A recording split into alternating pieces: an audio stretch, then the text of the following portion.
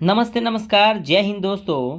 स्वागत है आपके अपने YouTube चैनल पीसेस मेकर पे। तो देखिए फ्रेंड्स, सबसे पहले तो आप लोगों को महाशिवरात्रि की ढेर सारी शुभकामनाएं फ्रेंड्स। तो देखिए आप ये जो भोले बाबा से मैं यही विनती करूंगा कि आप लोग का इस साल पक्का किसी न किसी में सिलेक्शन जरूर हो जाए। मैं ये भोले बाबा से मैं ज़रूर विश करूंगा आप सभी के लिए फ्रेंड्स। ठीक है, देखिए ये आप लोग का जो ज्ञान बिंदु जीएस एकेडमी का जो प्रैक्टिस है डेली चल रहा था फ्रेंड्स, उसको हम लोग कंटिन्यू करते हैं। और देखिए ये 6 तारीख का टेस्ट हुआ था और मैं आज इसको अपलोड किया हूँ, तो प्लीज़ आप इसे जरूर देखिएगा। और ये टेस्ट नंबर 7 है फ्रेंड्स। इससे पहले अगर आप वर्ड 1 से लेकर 6 तक नहीं देखोगे तो प्लीज़ आपसे रिक्वेस्ट कर रहे हैं कि आप जाके देखिए, आप में बहुत ज़्यादा इंप्रूवमेंट आपको दिखने को मिलेगा। ये बहुत इंपॉर्टेंट टेस्ट है क्योंकि इसका चारों ऑप्शन में अच्छे से एक्सप्लेन करता हूं ताकि आपका एक भी क्वेश्चन एग्जाम में न छूटे। ठीक है फ्रेंड्स, तो अगर आज तो महाशिवरात्रि है तो इसके लिए तो फ्रेंड्स आप सब्सक्राइब जरूर कर सकते हैं। तो प्लीज़ आप पीसेस मेकर चैनल पर अगर फर्स्ट टाइम देख रहे हैं फ्रेंड्स, तो प्लीज़ आप भोले बाबा के नाम लेके एक बार सब्सक्राइब जरूर कीजिएगा चैनल को, और वीडियो को लाइक जरूर कीजिएगा और कमेंट करके बताइएगा, जरूर लिखिएगा जय भोले बाबा। ठीक है फ्रेंड्स, चलिए क्योंकि आज बहुत अच्छा दिन है। पता है, अब देखते हो तो हमारा फर्स्ट क्वेश्चन क्या है। तो फर्स्ट क्वेश्चन है क्या कि उपसौर की स्थिति में पृथ्वी होती है सूर्य की। तो देखिए फ्रेंड्स, अब पहले ना ये आप उपसौर और अपसौर में कन्फ्यूजन मत होइए। देखिए ये एक होता है उपसौर और एक होता है अपसौर। ठीक है, तो ये देखिए दोनों आप कन्फ्यूजन मत होइए। देखिए ये उपसौर की स्थिति कब होता है ना, देखिए उपसौर कब होता है कि पृथ्वी सूर्य के काफ़ी नज़दीक होता है। तो पृथ्वी सूर्य के जब काफ़ी नज़दीक होगा तब होता है उपसौर। अपसौर कब होता है तो पृथ्वी सूर्य मतलब कि सूर्य से काफ़ी दूर होता है तो वो क्या होता है, अपसौर होता है। तो उपसौर नज़दीक होगा, अपसौर दूर होगा। और याद रखिएगा कि 3 जनवरी को ये उपसौर होता है और 4 जुलाई को फ्रेंड्स आपका अपसौर होता है। ध्यान रखिएगा, ये डेट भी याद रखिएगा, क्वेश्चन ऐसे एग्जाम में आता है। ठीक है, तो देखिए यहाँ पे तो इसका जो राइट आंसर हो जाएगा ऑप्शन नंबर बी, यानी कि अत्यधिक पास में होता है, आपको पता है। ठीक है, तो ये भी ध्यान रखिएगा। अब बताए फ्रेंड्स कि ग्रहों की संख्या कितनी होती है, 8 होती है। और ये जो जितने भी पृथ्वी जो होती है ना, सूर्य का क्या करते हैं, सूर्य का चक्कर लगाती है। ठीक है, तो ये भी ध्यान रखिएगा। चलिए अब हम लोग आगे देखते हैं। नेक्स्ट क्वेश्चन है आपका 2 नंबर क्वेश्चन। 2 नंबर क्वेश्चन है क्या कि महासागरीय मरुस्थल कहाँ अवस्थित है। देखिए फ्रेंड्स, अगर हम महासागरीय मरुस्थल की बात करें तो देखिए ये महासागरीय मरुस्थल जो है ना, ये अटलांटिक महासागर में स्थित है, ये ध्यान रखिएगा। ठीक है, देखिए फ्रेंड्स, अगर हम बात करते हैं तो इसका right answer option number A हो जाएगा अटलांटिक महासागर। तो याद रखिएगा कि जो सारगेसो सागर है ना, सारगेसो मरुस्थली जो आपका जो मरुस्थली जो होता है आपका महासागरीय जो मरुस्थल है उसको सारगेसो सागर को कहते हैं। याद रखिएगा, सारगेसो सागर क्या कहते हैं, मरुस्थली महासागरीय मरुस्थल कहा जाता है। तो ये भी ध्यान रखिएगा। अगर हम बात करते हैं क्या कि ये आपका जो अटलांटिक महासागर है फ्रेंड्स, याद रखिएगा ये उत्तरी अटलांटिक महासागर में है। याद रखिएगा ये जो आपका महासागरीय मरुस्थल है ना, इसको हम लोग क्या कहते हैं तो सारगेसो सागर कहते हैं। क्या कहते हैं फ्रेंड्स, याद रखिएगा सारगेसो सागर कहते हैं ये इसको महासागरीय मरुस्थल को। ये उत्तरी अटलांटिक महासागर में स्थित है। तो ये भी ध्यान रखिएगा फ्रेंड्स। ठीक है, चलिए अगला क्वेश्चन है आपका 3 नंबर। और 3 नंबर देखिए फ्रेंड्स, ये आपका इंपॉर्टेंट क्वेश्चन है। क्वेश्चन है आपका क्या कि भारतीय उपमहाद्वीप एवं चीन के बीच जल विभाजक बनाती है। देखिए फ्रेंड्स, यहाँ पे क्वेश्चन थोड़ा सा घुमा दिया है बस, और कुछ किया नहीं है। देखिए अगर क्वेश्चन आता क्या कि भारत एवं चीन के बीच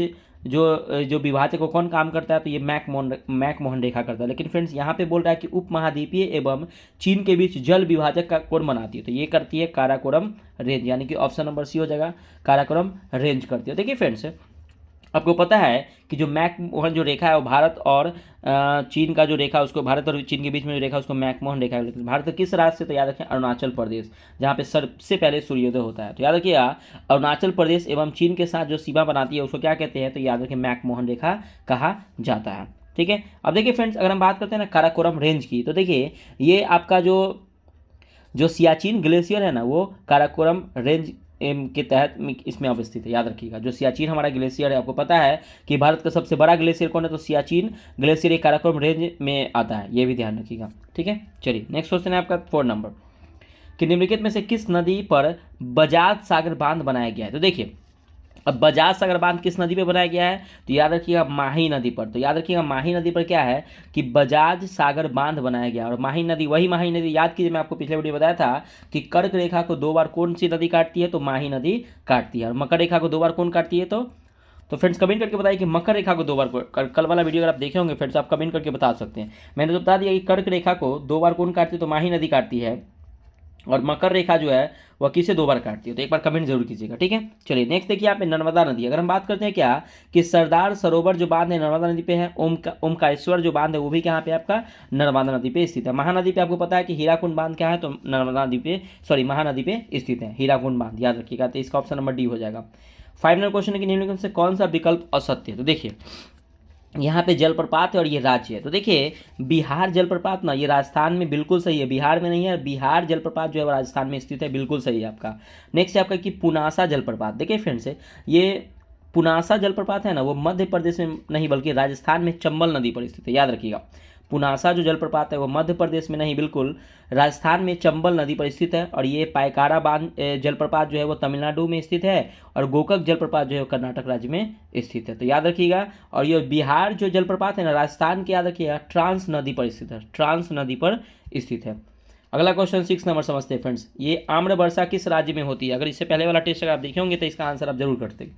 देखिए आम्र वर्षा जो देखिए जनरली होती है ना फ्रेंड्स, देखिए ये अप्रैल मई के समय में होती है। और जो अप्रैल मई के समय जो गरज बरस की जो वर्षा होती है वो आम्र वर्षा के रूप में जाना जाता है। अगर बात करते हैं भारत में मानसून की अवधि जो होती है ना फ्रेंड्स, ये डेट याद रखिएगा, 5 जून से लेके और 15 सितंबर के बीच में क्या होती है भारत में मानसून का प्रवेश होता है, ठीक है। अगर हम बात करते हैं कि आम्र वर्षा, देखिए अगर होता क्या है ना कि अप्रैल मई में जो वर्षा होती है उसे ना मतलब कि मतलब अलग अलग राज्यों में अलग अलग नाम, जैसे में क्या कर्नाटक में इसे चेरी ब्लास्म वर्षा कहते हैं। आम्र वर्षा को कर्नाटक में क्या कहते हैं? तो याद रखिएगा चेरी ब्लास्म, ये याद रखिएगा, नोट डाउन कर लीजिए, चेरी ब्लास्म वर्षा कहते हैं। अगर हम बात करते हैं उसी प्रकार से अगर बंगाल में बात करें, वेस्ट बंगाल में, तो उसमें काल वैसाखी के नाम से जाना था आम्र वर्षा को। लेकिन यहाँ पे जो आम्र वर्षा जो होती है वो किस राज्य के लिए फायदे है? तो केरल, तो ये केरल राज्य में होती है। देखिए फ्रेंड्स अगर आम्र वर्षा होती है ना तो उसमें ये काफ़ी मतलब कॉफ़ी को, आम को, पटसन, लीची के लिए बहुत ज़्यादा लाभदायक हो ये वर्षा होती है। तो इसका right answer option number A हो जाएगा।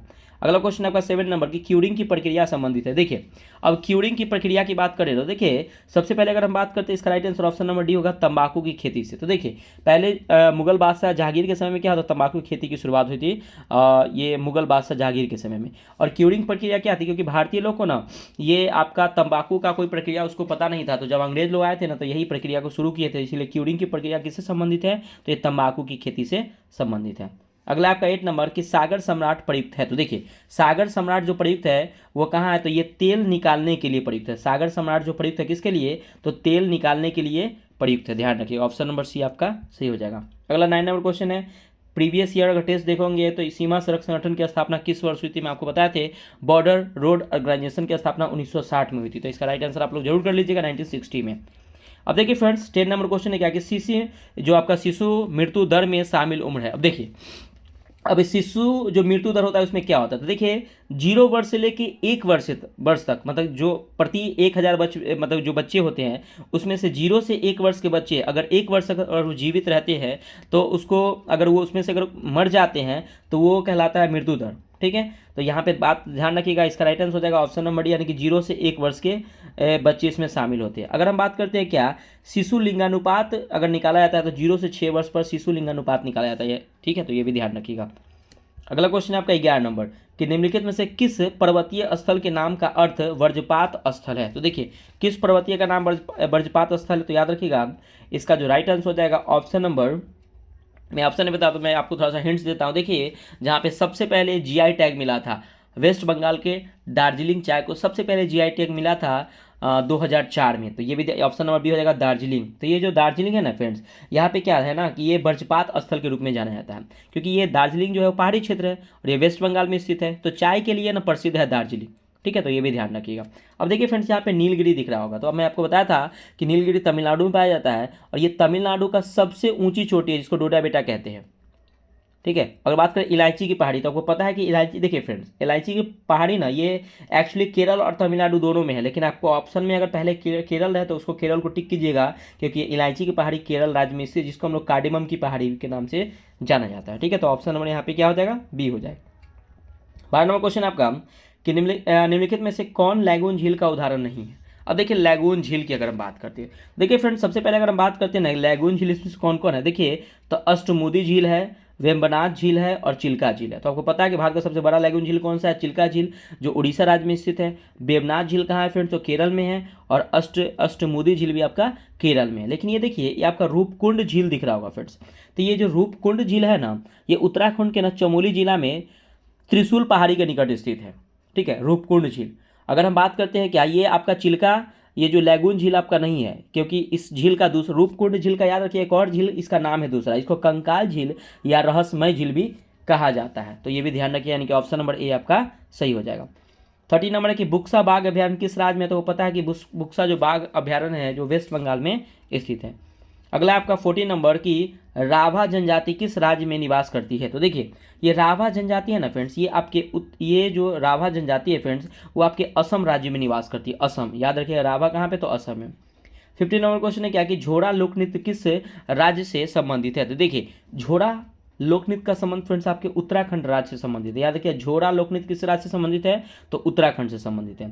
16 नंबर क्वेश्चन है कि निम्नलिखित में से कौन सा स्थल मालवा संस्कृति से संबंधित नहीं है? तो देखिए फ्रेंड्स, अगर हम बात करते हैं क्या कि इसमें कौन सा स्थल संबंधित नहीं है, तो याद रखिएगा कि कायथा है, एरन है और नवदा टोली है।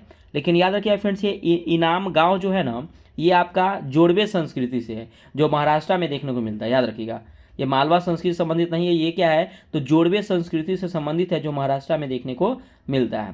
ठीक है, तो ये भी ध्यान रखिएगा। अगला क्वेश्चन है आपका 17 नंबर कि जैन मतानुसार निग्रंथ का अर्थ क्या होता है? देखिए फ्रेंड्स, सबसे पहले अगर हम बात करते हैं ना, ये जैन जो है ना, जिन शब्द से लिया है। जैन जो बना, जिन शब्द से इसकी उत्पत्ति हुई है।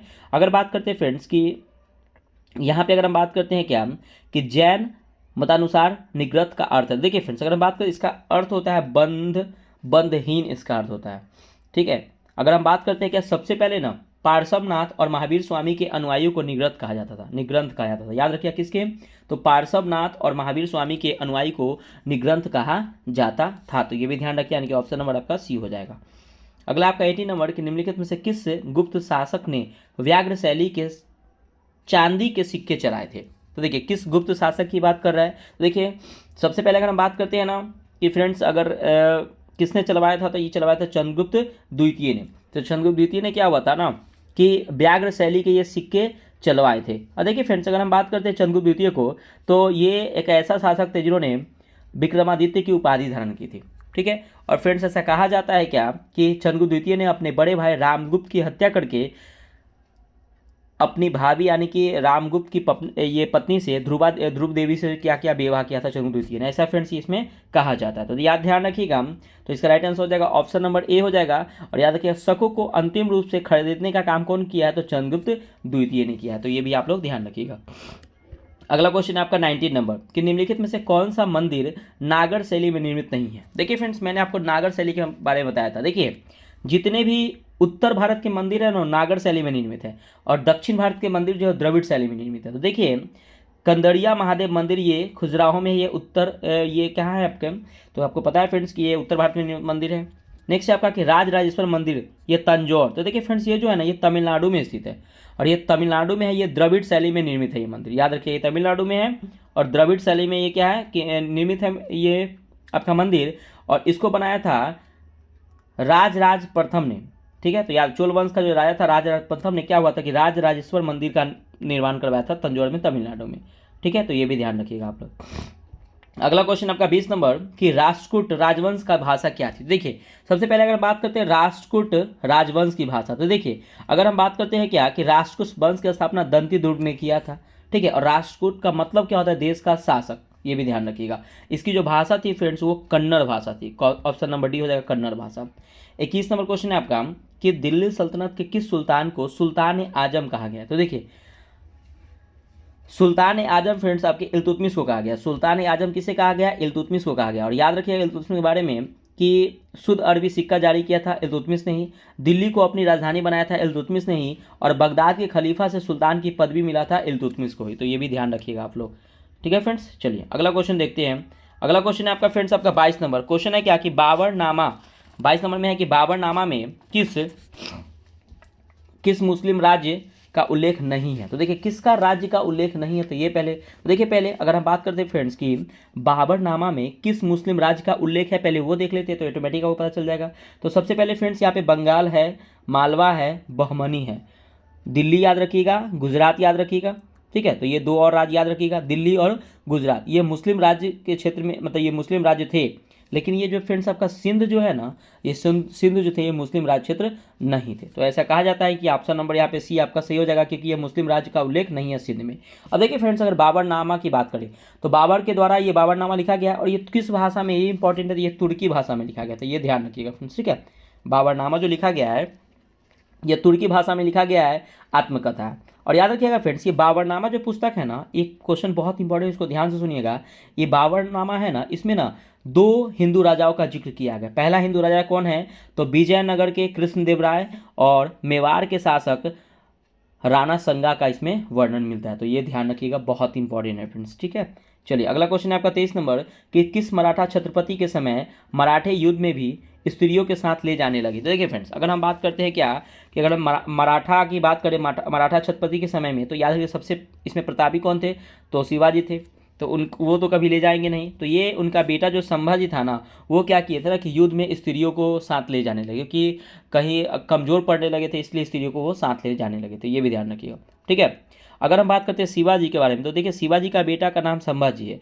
और संभाजी का जो कार्यकाल अगर कहा जाता है तो ये कब तक शासक किए, तो 1680 से लेके 1689 तक ये रहे थे, ठीक है।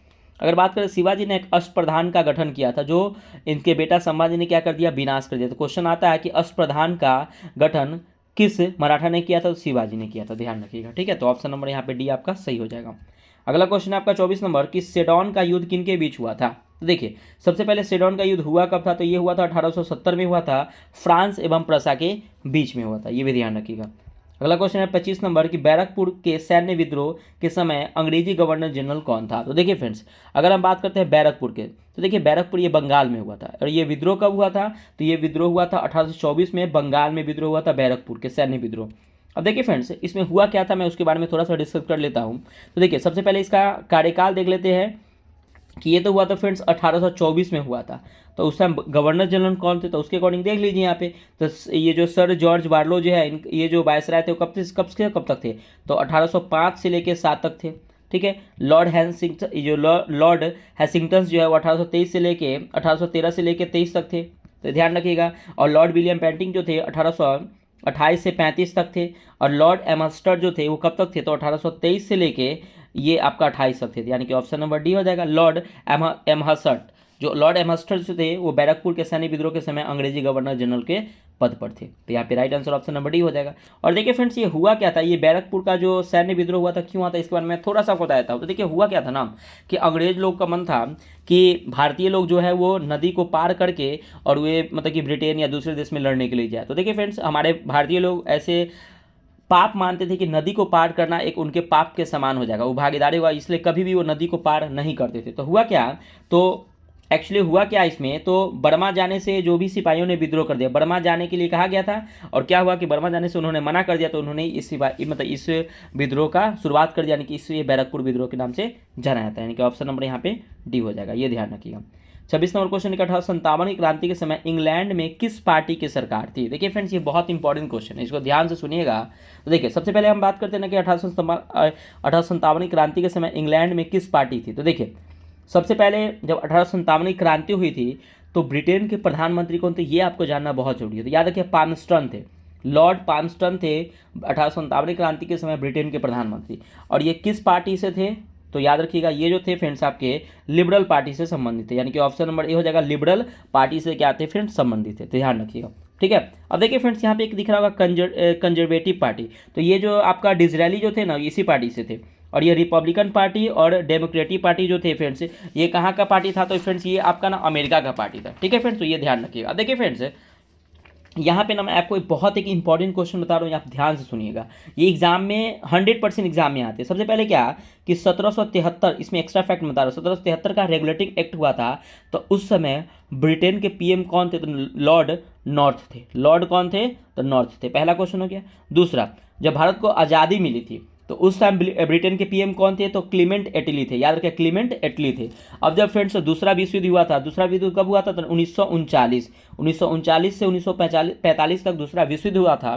तो उस समय ब्रिटेन के प्रधानमंत्री कौन थे? तो विंस्टन चर्चिल थे, विंस्टन चर्चिल। और एक और मैंने अभी बताया आपको 1857 का विद्रोह हुआ था, उस समय ब्रिटेन के पीएम कौन थे? तो लॉर्ड पामस्टन क्या थे फ्रेंड्स? तो वहाँ पे ब्रिटेन के पीएम थे। तो यहाँ पे क्लियर हो जाएगा फ्रेंड, ठीक है। चलिए अगला क्वेश्चन देखते हैं। नेक्स्ट है फ्रेंड्स आपका 27 नंबर क्वेश्चन को हम लोग देखते हैं। तो देखिए 27 नंबर क्वेश्चन है क्या कि निम्नलिखित में से किसकी अध्यक्षता में 23 नवंबर 1919 को हिंदू और मुसलमानों की एक संयुक्त कॉन्फ्रेंस हुई थी? तो ये किसकी अध्यक्षता में हुई थी फ्रेंड्स? तो याद रखिएगा, तो ये जो हुई थी महात्मा गांधी की अध्यक्षता में हुई थी, हिंदू और मुसलमानों के एक संयुक्त कॉन्फ्रेंस, याद रखिएगा। और देखिए फ्रेंड्स इसी कॉन्फ्रेंस के बाद महात्मा गांधी जी देखिए कि हिंदू और मुस्लिम के बीच में बहुत ज़्यादा एकता है, तो चलिए मैं एक विद्रोह मतलब एक जो आंदोलन है शुरू करता हूँ। इसलिए महात्मा गांधी ने इसके बाद 1920 यानी कि 1 अगस्त 1920 को उन्होंने असहयोग आंदोलन की शुरुआत की थी। अगला क्वेश्चन आपका 28 नंबर कि भारत प्रजामंडल यानी कि All India States People's Conference का गठन किस वर्ष हुआ था? तो देखिए फ्रेंड्स इसका जो गठन हुआ था ना 1927 में हुआ था, ठीक है, ये भी ध्यान रखिएगा। चलिए अगला क्वेश्चन है आपका 29 नंबर कि निम्नलिखित में से किस क्रांतिकारी को फांसी की सजा नहीं दिया गया? तो देखिए फ्रेंड्स सबसे पहले अगर हम बात करते हैं कि फांसी की सजा दिया किसको गया था, तो देखिए पहला दिया गया था ना अनंत कानहड़े को। तो देखिए ये अभिनव भारत से जुड़े हुए थे, इसलिए इनको फांसी दिया गया, इन्होंने आंदोलन छेड़ दिया था।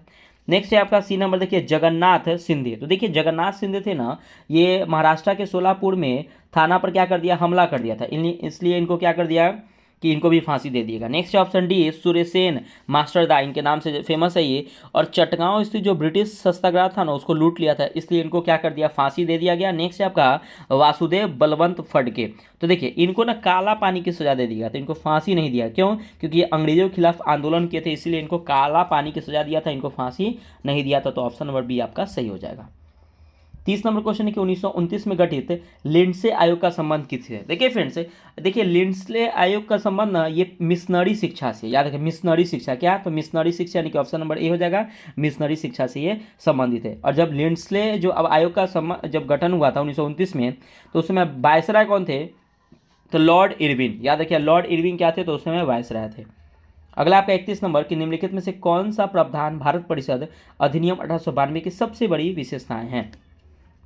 देखिए ये जो प्रावधान है वो आपका ऑप्शन नंबर सी यानी कि निर्वाचन पद्धति की शुरुआत। तो देखिए फ्रेंड्स अगर हम बात करते कि अधिनियम 1892 में तो क्या होता, निर्वाचन पद्धति की शुरुआत तो हुई थी, लेकिन प्रत्यक्ष रूप से नहीं, अप्रत्यक्ष निर्वाचन प्रणाली की शुरुआत हुई थी। याद रखिएगा बहुत इंपॉर्टेंट है ये कि अप्रत्यक्ष निर्वाचन प्रणाली की शुरुआत कब हुई थी? तो 1892 में हुई थी, ये डेट याद रखिएगा। निर्वाचन पद्धति की शुरुआत हुई थी, लेकिन अप्रत्यक्ष निर्वाचन प्रणाली की शुरुआत हुई थी। तो क्वेश्चन यहाँ पे फ्रेंड्स बन सकता है कि प्रत्यक्ष निर्वाचन प्रणाली की शुरुआत कब हुई थी? तो याद रखिए 1919 के भारत शासन अधिनियम से प्रत्यक्ष निर्वाचन प्रणाली की शुरुआत हुई थी। ये डेट दोनों बहुत इंपॉर्टेंट है आपके एग्जाम ऑफ पॉइंट से। अब देखिए फ्रेंड्स विकेंद्रीकरण प्रक्रिया की शुरुआत ये हुआ था ना 1816 में, 1816 के भारत परिषद अधिनियम से हुआ था विकेंद्रीकरण प्रक्रिया की शुरुआत, ठीक है। अब देखिए वार्षिक बजट पर बहस करने का अधिकार जो फ्रेंड्स हम लोग को मिला था वो 1892 को मिला था, ये भी ध्यान रखिएगा। तो यहाँ पे ऑप्शन नंबर आपका फ्रेंड्स सी हो जाएगा।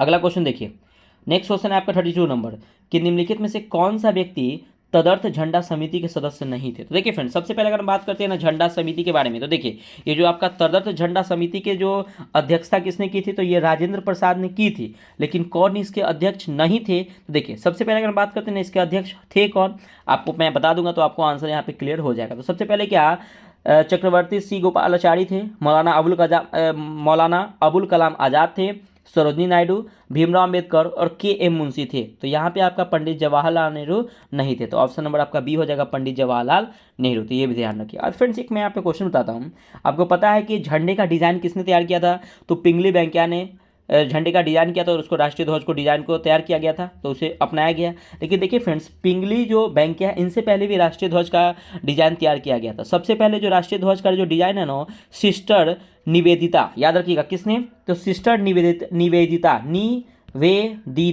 ने सिस्टर निवेदिता ने क्या किया था कि झंडे का जो डिज़ाइन उन्होंने सबसे पहले तैयार किया था, बाद में पिंगली वेंकैया ने शुरुआत की थी, ठीक है। तो ध्यान रखिएगा। 33 नंबर क्वेश्चन है कि भारतीय संविधान की प्रस्तावना पर निम्नलिखित में से किस देश का प्रभाव नहीं है। तो देखिए फ्रेंड्स, सबसे पहले अगर बात करते हैं ना प्रस्तावना की, तो पता है कि प्रस्तावना किस देश से लिया गया है, तो ये अमेरिका से लिया गया। और प्रस्तावना का भाषा किस देश से लिया गया, तो ऑस्ट्रेलिया से लिया गया। ये तो आपको क्लियर है। तो सबसे पहले अमेरिका से क्या लिया गया, प्रस्तावना। और याद रखिएगा, अमेरिका ही एकमात्र ऐसा देश है जिसने सबसे पहले प्रस्तावना को अपने संविधान में लागू किया था। तो ध्यान रखिएगा, अमेरिका हो जाएगा। और ऑस्ट्रेलिया से इसकी भाषा लिया गया, ये भी पता है। अब देखिए फ्रांस से क्या लिया गया फ्रेंड्स। तो देखिए आपको पता है कि फ्रांस से स्वतंत्रता, समानता और बंधुत्व को शामिल किया गया। फ्रांस की क्रांति 1789 से, याद रखिएगा, इससे प्रस्तावना में शामिल किया गया है। और यहाँ पे आपका ब्रिटेन नहीं होगा, ऑप्शन नंबर सी। और एक और याद रखिएगा, रूस से, रूस की क्रांति हुई थी 1917 में। तो 1917 में जब रूस की क्रांति हुई थी तो उससे सामाजिक न्याय, आर्थिक न्याय और राजनीतिक न्याय प्रस्तावना में शामिल किया गया था। तो ऑप्शन नंबर यहाँ पे सी आपका सही हो जाएगा। अगला 34 नंबर, कि संविधान के किस भाग के अंतर्गत लोकसभा एवं राज्य विधानसभाओं में अनुसूचित जाति एवं अनुसूचित जनजाति के लिए आरक्षण की व्यवस्था की गई है। तो देखिए फ्रेंड्स, अगर हम बात करते हैं ना, तो ये किस में व्यवस्था की गई है, तो ये की गई है भाग 16 में। तो भाग 16 में क्या किया गया है कि अनुसूचित जाति और अनुसूचित जनजाति के लिए आरक्षण की व्यवस्था की है। अब देखिए फ्रेंड्स, भाग 14 में क्या है, तो भाग 14 में आपका लोक सेवा आयोग है। भाग 18 में क्या है फ्रेंड्स, तो आपात उपबंध आपके भाग 18 में है। और भाग 20 में क्या है, तो फ्रेंड्स आपको जो संविधान का जो संशोधन होता है फ्रेंड्स, वो किस में है, तो भाग 20 में आपका वर्णित है। और देखिए फ्रेंड्स, मैं आपको यहाँ पे एक पॉइंट, बहुत इंपॉर्टेंट पॉइंट समझाना चाहता हूँ। देखिए, ये जो आपके अनुसूचित जाति और अनुसूचित जनजाति थे ना, वो याद रखिएगा, ये पहले क्या थे, ये फ्रेंड्स आपके साथ में थे। अनुसूचित जाति और अनुसूचित जनजाति से फ्रेंड्स वो क्या थे पहले, तो ये पहले क्या थे, इसके साथ में थे। और ये साथ में कब थे फ्रेंड्स, आपको ये डेट जानना बहुत जरूरी होता है। तो याद रखिएगा, ये जो सबसे पहले जो ये जो साथ में थे, कुछ वर्गों में क्या हुआ फ्रेंड्स कि देखिए, मैं इसके बारे में थोड़ा सा आपको डिटेल में बताना चाहता हूँ। देखिए फ्रेंड्स, मैं सबसे पहले मैं क्या करता हूँ ना, इसके बारे में मैं आपको डिटेल में ये बता देता हूँ कि देखिए सबसे पहले हुआ क्या था कि लोकसभा में जो अनुसूचित जाति और अनुसूचित जनजाति के लिए आरक्षण की व्यवस्था की गई है। याद रखिएगा, लोकसभा में जो अनुसूचित जाति और अनुसूचित जनजाति की आरक्षण की व्यवस्था की गई है अनुच्छेद 303 में। ध्यान रखिए, अनुच्छेद 330 में व्यवस्था की गई है। लोक सभा, याद रखिए, लोकसभा में, राज्यसभा का मैं इंक्लूड इसमें नहीं कर रहा हूं, केवल लोकसभा को बोल रहा हूं।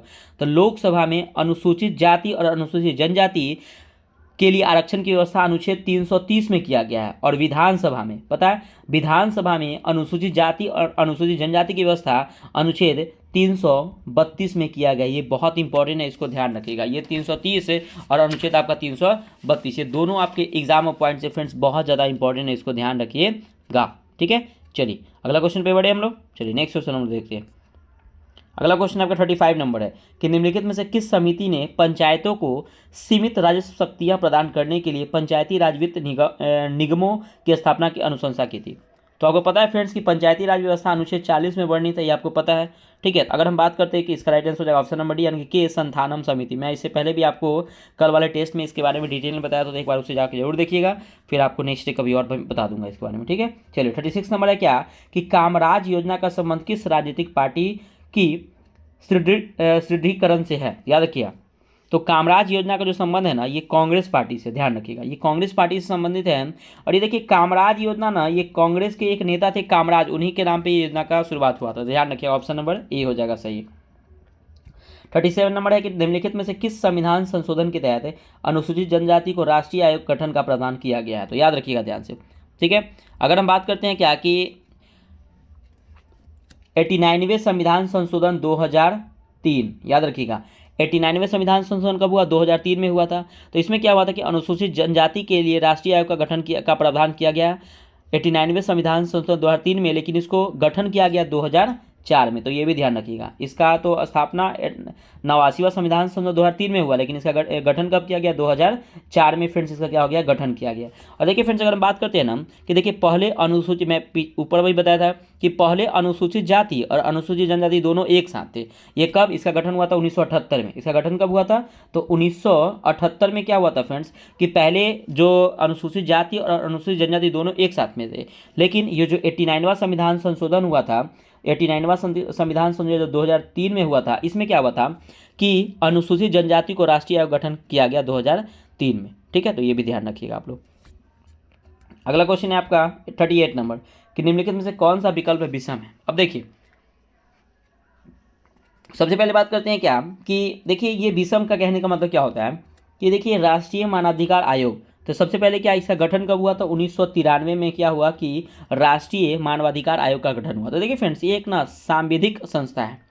सांविधिक संस्था है क्या? तो राष्ट्रीय मानवाधिकार आयोग। लेकिन आप देखिए यहाँ पे पिछड़ा जाति आयोग, निर्वाचन आयोग और वित्त आयोग। अगर हम बात करते हैं पिछड़ा जाति आयोग तो अनुच्छेद 338 बी में वर्णित है, अनुच्छेद 338 बी, ठीक है। और निर्वाचन आयोग जो है आपका अनुच्छेद 324 में वर्णित है। और वित्त आयोग जो है फ्रेंड्स अनुच्छेद 280 में वर्णित है। ये तीनों के मैंने बात किया तो ये फ्रेंड्स आपका तीनों जो है वो आपका एक संवैधानिक संस्था है फ्रेंड्स, ठीक है। ये क्या है? तो आपका एक संवैधानिक संस्था ये तीनों है। लेकिन देखिए फ्रेंड्स, संवैधानिक संस्था क्या होता है मैं थोड़ा इसके बारे में बता दूं। देखिए, तो संविधान के अनुच्छेदों के तहत गठित की गई है उसे क्या कहते हैं? संवैधानिक संस्था कहते हैं। याद रखिएगा कि संविधान के अनुच्छेदों के तहत गठित की गई संस्था को संवैधानिक संस्था कहते हैं। और संसद के द्वारा अधिनियम पारित करके जो पारित होता है उसे उसे सांविधिक संस्था कहा जाता है। तो ये भी ध्यान रखिएगा। जैसे में देखिए फ्रेंड्स, आपका जैसे में कि सांविधिक संस्था कौन? तो राष्ट्रीय महिला आयोग आपका एक सांविधिक संस्था है, केंद्रीय सूचना आयोग, राष्ट्रीय बाल अधिकार संरक्षण आयोग और राष्ट्रीय हरित न्याय अधिकरण आयोग, ये आपका सांविधिक संस्था है। लेकिन आपका पिछड़ा जाति आयोग, निर्वाचन आयोग और वित्त आयोग आपका क्या है? तो संवैधानिक संस्था है। तो ये भी ध्यान रखिएगा। अगला क्वेश्चन है फ्रेंड्स आपका 39 नंबर क्वेश्चन देखिएगा। 39 नंबर क्वेश्चन है आपका कि अनुच्छेद 169 संसद को शक्ति प्रदान करता है। तो देखिए फ्रेंड्स, आपका अनुच्छेद जो 169 है किसको मतलब कि संसद को प्रदान करता है? तो इसका जो राइट आंसर हो जाएगा फ्रेंड्स ऑप्शन नंबर बी हो जाएगा, विधान परिषद के उत्साधन का। तो देखिए उत्साधन का मतलब क्या होता है? समाप्त। तो देखिए फ्रेंड्स, सबसे पहले हम बात करते हैं ना विधान परिषद के बारे में। तो देखिए आपको पता है कि विधान परिषद जो है वो 6 राज्यों में है। कौन कौन राज्य में? एक बार रिपीट करता, बिहार, यूपी, बम्बई यानी कि मुंबई, तेलंगाना, आंध्र प्रदेश, कर्नाटक, ये 6 राज्य में आपको विधान परिषद है। अनुच्छेद 169 के तहत ध्यान रखिएगा, अनुच्छेद 169 के तहत जो आपका जो ये जो कोई भी राज्य मतलब राज्य जो है वो क्या कर सकता है कि अनुच्छेद 169 के तहत क्या कर सकता है कि किसी भी राज्य में विधान परिषद का गठन कर सकता है। और जिस राज्य में विधान परिषद है तो वहाँ से उसको समाप्त भी कर सकता है अनुच्छेद 169 के तहत। यही ध्यान रखिएगा। तो ऑप्शन नंबर यहाँ पे हो जाएगा फ्रेंड्स आपका बी हो जाएगा, ठीक है। अगला देखते हैं 40 नंबर कि न्यायपालिका की एकल प्रणाली भारतीय संविधान में कहाँ से ग्रहण किया गया? अगर कल वाला वीडियो देखे होंगे तो आपको पता होगा इसका राइट आंसर। तो आपको पता है कि 1935 के भारत शासन अधिनियम से न्यायपालिका की एकल प्रणाली लिया गया है। याद रखिए 1935 के भारत शासन अधिनियम से, याद रखिए। तो यहाँ पे ऑप्शन नंबर डी हो जाएगा, इनमें से कोई नहीं। अगला क्वेश्चन है फ्रेंड्स आपका 41 नंबर कि संविधान के मूल ढांचा के सिद्धांत का प्रतिपादन किसके द्वारा किया गया है? तो देखिए फ्रेंड्स, ये जो किया गया है वो न्यायपालिका के द्वारा किया गया है, ठीक है। और ये न्यायपालिका जो है ना सुप्रीम कोर्ट के अंतर्गत आते हैं। तो ऑप्शन नंबर यहाँ पे सी हो जाएगा। अगला क्वेश्चन है 42 नंबर कि निम्नलिखित में से कौन सा प्रधानमंत्री था जो राज्यसभा का सदस्य नहीं था? तो देखिए सबसे पहले ना एच डी देवगौड़ा जब बने थे ये थे, इंदिरा गांधी थी और मनमोहन सिंह ये भी थे। लेकिन आपका मोरारजी देसाई जो थे ना, ये याद रखिए मोरारजी देसाई सबसे ज़्यादा उम्र में पीएम बनने वाले थे, यानी कि 80 वर्ष की उम्र में ये प्रधानमंत्री बने थे मोरारजी देसाई, ठीक है। और लोकसभा के सदस्य थे मोरारजी, राज्यसभा के सदस्य नहीं थे। और इनको प्रथम गैर कांग्रेसी पीएम भी कहा जाता है। याद रखिएगा मोरारजी देसाई को प्रथम गैर कांग्रेसी प्रधानमंत्री कहा जाता है। अगला 43 नंबर की कटौती प्रस्ताव का उद्देश्य क्या होता है? इसका उद्देश्य है जो फ्रेंड्स आपका बजट प्रस्तावों के खर्च में कमी का प्रस्ताव प्रस्तुत करना। तो ऑप्शन नंबर आपका डी हो जाएगा। अगला 44 नंबर की वरीयता अनुक्रम में लोकसभा के विपक्ष के नेता समक्ष कौन पद ग्रहण करता है? देखिए फ्रेंड्स, सबसे पहले पता है फ्रेंड्स कि आपको एक नंबर पे राष्ट्रपति होते हैं प्रथम पद में, उसके बाद कौन होते हैं? उपराष्ट्रपति, उसका प्रधानमंत्री, फिर राज्यपाल, ऐसे होते हैं। तो ऐसे क्रम होता है। तो इन पे जो क्रम है ना फ्रेंड्स, ऑप्शन नंबर बी हो जाए उपाध्यक्ष, नीति आयोग, इनका क्रम होता है 7वां स्थान होता है। अगर हम बात करते हैं भारत रत्न से सम्मानित व्यक्ति तो 7 के क में आते हैं, ठीक है। अगर हम बात करते हैं कि अध्यक्ष जो नीति आयोग के जो अध्यक्ष होते हैं वो 3वां क्रम आता है, देश के प्रधानमंत्री, और लोकसभा का उपाध्यक्ष जो होते हैं वो 10वें क्रम में आते हैं। तो यानी कि ऑप्शन नंबर आपका बी हो जाएगा। अगला 45 नंबर के निम्नलिखित में से कौन सा विषय राज्य सूची का नहीं है? तो देखिए सबसे भूमि है, मनोरंजन है, कारागार है। औद्योगिक विवाद जो है ना ये आपका समवर्ती सूची से संबंधित है, समवर्ती सूची। अगला क्वेश्चन है आपका 46 नंबर की बर्नावेलेक कप का संबंध किस खेल से है? तो देखिए बर्नावेलेक कप का संबंध फ्रेंड्स आपका टेबल टेनिस से है, यानी कि ऑप्शन नंबर ए हो जाएगा। अगला क्वेश्चन है आपका 47 नंबर की संयुक्त राष्ट्र संघ के आर्थिक एवं सामाजिक परिषद के सदस्यों का कार्यकाल कितना होता है? तो ये 3 वर्षों का होता है, ये ध्यान रखिएगा। अगला क्वेश्चन है राष्ट्रीय सांख्यिकी आयोग NSC कैसी संस्था है? तो याद रखिए मतलब कि कैसी संस्था है? तो याद रखिएगा ये आपका एक स्वायत्त, यानी कि ऑप्शन नंबर सी स्वायत्त है। और NSC की यानी कि राष्ट्रीय सांख्यिकी आयोग का स्थापना कब हुआ था? 2005 में इसका गठन हुआ था, डेट याद रखिएगा। अगला आपका 49 नंबर की 11वीं पंचवर्षीय योजना का मुख्य लक्ष्य था। तो देखिए अगर 11वीं पंचवर्षीय योजना की बात करें ना, तो इसका मुख्य लक्ष्य था कि तीव्रतम एवं समावेशी विकास। ठीक है, तो ये ध्यान रखिए। तो सबसे पहले आपकी गरीबी और बेरोजगारी समाप्त करना, तो ये आपका 10वीं पंचवर्षीय योजना 2002 से चला था, 2007 तक चला था। 10वीं वर्षीय योजना में गरीबी और बेरोजगारी समाप्त करना। नेक्स्ट है आपका कि न्यायपूर्ण वितरण एवं समानता के साथ विकास। तो ये जो था फ्रेंड्स आपका 9वीं पंचवर्षीय योजना था, कब से कब था तो 1997 से लेकर 2002 तक 9वीं पंचवर्षीय योजना था, यानी कि जिसमें न्यायपूर्ण वितरण एवं समानता के साथ विकास था। नेक्स्ट है मानव संसाधन का विकास। तो मानव संसाधन का विकास 8वीं पंचवर्षीय योजना में था, 1992 से 1997 तक था 8वीं पंचवर्षीय योजना। लास्ट क्वेश्चन है कि प्रथम भारतीय एवं स्वतंत्र भारत के पहले आरबीआई गवर्नर कौन थे। देखिए फ्रेंड्स, अगर पूछता कि प्रथम स्वतंत्र भारत के पहले आरबीआई गवर्नर कौन थे, भारतीय नहीं लगाता, एकदम पहला लगाता तो ये होता ऑसबॉर्न स्मिथ। लेकिन बोला कि प्रथम भारतीय एवं स्वतंत्र भारत के, तो इसमें हो जाएगा CD देशमुख। याद रखिए ABCD, एक ट्रिक मैं बता रहा हूँ, ABCD, ऑसबॉर्न और CD देशमुख, ऑसबॉर्न स्मिथ और CD देशमुख, ऐसे याद रखिएगा। तो यहाँ पे ऑप्शन नंबर सी हो जाएगा और CD देशमुख। आपको पता है फ्रेंड्स कि ये CD देशमुख जो थे ये गवर्नर कब से, 1943 से लेके 1949 तक थे ये गवर्नर, ध्यान रखें 1949 तक थे। अगर बात करते हैं क्या इन्हीं के समय में ना आरबीआई का राष्ट्रीयकरण होता है 1949 में, ये ध्यान रखिएगा, ठीक है। और आरबीआई का स्थापना 1 अप्रैल 1935 को हुआ था, हेडक्वार्टर मुंबई में, आपको पता है। अभी वर्तमान में जो आरबीआई के गवर्नर है वो शक्तिकांत दास है, और याद है उनका क्रम ये 25वें नंबर के हैं, ध्यान रखिएगा, ठीक है फ्रेंड्स। तो देखिए फ्रेंड्स, यहाँ पे आपका जो फाइनली ये वीडियो होता है ये कंप्लीट होता है। फ्रेंड्स वीडियो कैसा लगा कमेंट करके जरूर बताइएगा। और फ्रेंड प्लीज़, आप बहुत जो बड़े बड़े चैनल होते हैं उनको सब्सक्राइब करते हैं, लेकिन छोटे वाले चैनल को आप ना देख के इग्नोर कर देते हैं। फ्रेंड प्लीज़ आपसे रिक्वेस्ट करते हैं, आपसे विनती है फ्रेंड्स कि प्लीज़ चैनल को सब्सक्राइब जरूर कीजिएगा। वीडियो अच्छा लगे तो लाइक जरूर कीजिएगा, कमेंट करके बताइएगा फ्रेंड्स की वीडियो कैसा लगा। फिर मिलते हैं नेक्स्ट वीडियो में, बाय बाय, जय हिंद दोस्तों।